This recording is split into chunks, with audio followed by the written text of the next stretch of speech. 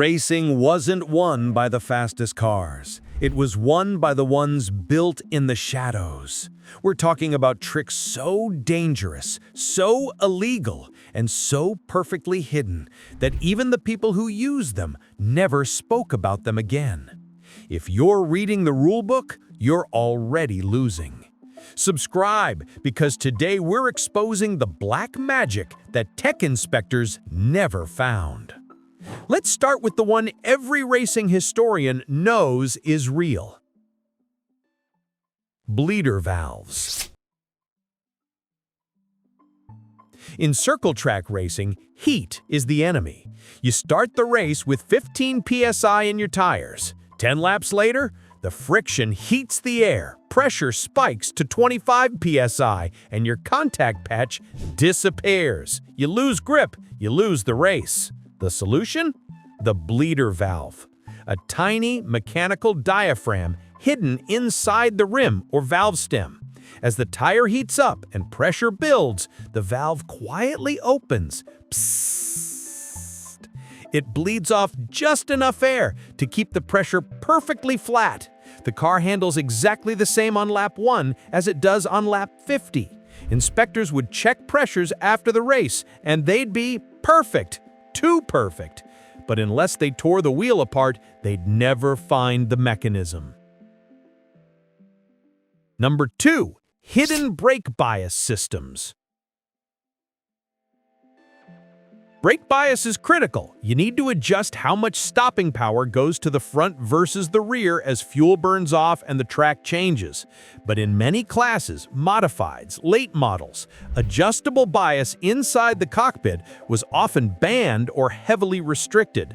So teams got creative. They installed decoy knobs on the dash. The tech inspector would hop in, twist the knob, see it wasn't connected to anything, and pass the car. Meanwhile, the real adjuster was a hidden rod under the seat cushion, or a disguised linkage connected to the shifter boot, or a knob tucked so far under the dash you'd need to be a contortionist to see it. The driver would be adjusting the car's handling every single lap, right under the official's nose. Number 3. Cold fuel. This is simple physics. Cold fuel is denser. Denser fuel means you can pack more oxygen and hydrocarbons into the cylinder per cycle. More density equals more bang. More bang equals free horsepower. In the early days of NHRA and outlawed drag racing, teams went to extreme lengths to freeze their gasoline.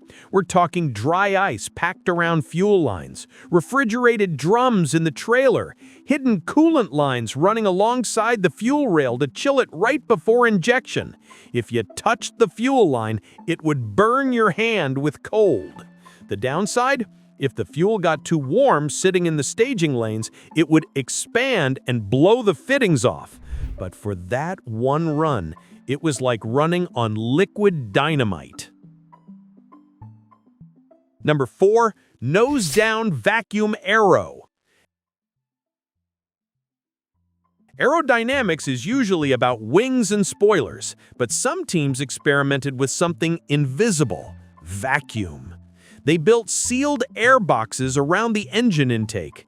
When the engine was screaming at high RPM, it was sucking in massive amounts of air. By sealing the intake to the hood and chassis in a specific way, they created a vacuum-driven downforce effect. The engine's own hunger for air would literally suck the nose of the car closer to the track. Lower nose means less drag and more front grip. It was brilliant because it relied on the engine running. Turn the car off in the tech shed, the vacuum disappears. The car sits at level height. Number 5. Trapdoor carburetors. In outlawed drag racing, airflow is king. You are restricted by the size of your carburetor venturis. So, builders created the trapdoor. From the outside, it looked like a standard Holly or Dominator, legal dimensions. But inside the plenum, hidden from view, were spring-loaded doors. At idle or low RPM, they stayed shut. The car ran normal. But at 7,000 RPM, the engine vacuum pulled these doors open, bypassing the venturis entirely and dumping raw air and fuel straight into the manifold. It was effectively a variable geometry intake that didn't exist until you were already winning the race. Number 6. Fuel cell foam soakers. In long-distance races or classes with limited fuel tank sizes, running out of gas is a real threat. Teams use foam blocks inside the fuel cell to prevent sloshing. That's safety. That's legal. But outlawed teams found a different use. They would soak that foam in methanol or high-octane additives before putting it in the tank. The foam acted like a reserve battery. As the liquid fuel level dropped, the foam would sweat out the extra fuel, giving them just a few extra laps of range. While everyone else was pitting for a splash and go, the cheaters stayed out and took the checkered flag. Legal? Absolutely not.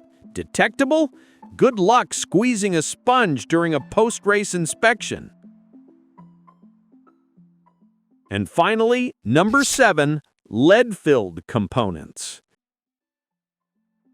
Weight is speed, but weight needs to be low and to the left in oval racing. Rules dictate where you can bolt ballast, but racers don't like rules. They wanted weight and places strictly forbidden, so they started hiding it. Lead shot poured into roll cage tubes, lead-filled shift knobs, but the most famous bust happened in the short track world involving radios. Tech inspectors started noticing that some driver radios felt incredibly heavy. Tom Curley, a legendary promoter and enforcer in the Northeast, famously busted this at a race weekend in Nashville. He grabbed a driver's radio and nearly dropped it. It wasn't a radio. It was a brick of lead with a walkie-talkie glued to the face of it. They found lead in fire extinguishers, lead inside rearview mirrors, lead hidden in dashboard brackets. If it was hollow, they filled it. Here's the reality of racing. The rulebook is just a list of things they've caught people doing so far. The best cheats, the ones that truly changed the sport, we don't know about them because the guys who invented them took those secrets to the grave. If you want to know how the sausage is really made in motorsport, hit that subscribe button. Next time, we're talking about the tire softener crisis, the chemical warfare that turned hard rubber into glue, and the labs that tried to catch them. You won't want to miss it.